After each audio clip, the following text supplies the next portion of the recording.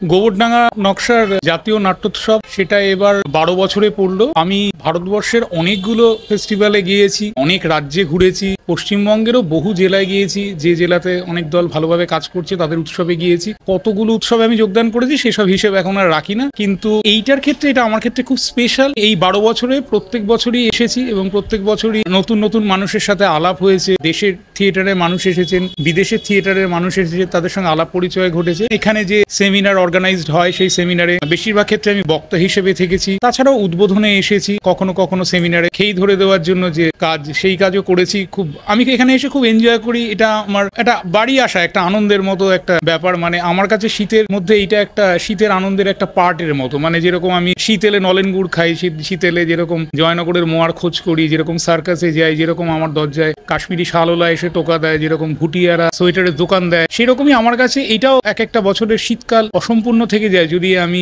গোবরডাঙ্গা নকশা থিয়েটার ফেস্টিভ্যালটাতে এখন না আসি। এটা এখন আমার একটা প্রতি বছরের একটা বার্ষিক নিয়মের মধ্যে এসে পড়েছে। এই যে পার্টিকুলারলি যে বাড়িটার সামনে আমি দাঁড়িয়ে আছি, আজ থেকে 12 বছর আগেও যখন এই উৎসবটা শুরু হয়েছিল তখন কিন্তু এখানে এই বাড়িটা ছিল না। তখন এখানে একটা প্যান্ডেল তৈরি করে সেরকম ভাবে করা হতো। তো তাতেও বহু মানুষ আসতেন এবং আন্তরিকতাটাই হচ্ছে এখানকার সবচেয়ে বড় কথা। আমি এখানে খুব আনন্দ করি। মানে এটার জন্য যে শুধুমাত্র বলার সময়, সেমিনারে বলার সময় এসে পৌঁছলাম তারপর চলে গেলাম, ওরকম একেবারেই নয়। আমি একেবারে সকাল সকাল গোবরডাঙ্গা লোকাল ধরে এখানে চলে আসি, সারাটা দিন এখানে কাটাই, দুপুরবেলা একসঙ্গে খাওয়া দাওয়া করি, তারপরে সেমিনার জয়েন করি, তারপরে আবার নাটক দেখি একটা। এইরকম ভাবে গোটা দিনটা খুব আনন্দে কাটে এবং অনেক অজানা নতুন নতুন জিনিস জানতে পারি এবং আমি নিজেও যেটুকু যা সামান্য জানি এখানকার মানুষের সঙ্গে শেয়ার হয়। এই আদান প্রদানটাই একটা আদান প্রদানই, মানুষের সঙ্গে মানুষের আদান প্রদান, নাটকের মানুষের সঙ্গে নাটকের মানুষের যোগাযোগ স্থাপন, বিভিন্ন জায়গায় কে কি থিয়েটার নিয়ে করছেন সেটার সম্পর্কে একটা সম্যক ধারণা, আগামী দিনে থিয়েটার কোন দিকে যেতে চলেছে সে সম্পর্কে, এই গোটা ব্যাপারটার একটা ধারাবাহিক জার্নির মধ্যে কেউ যদি যেতে চান তাহলে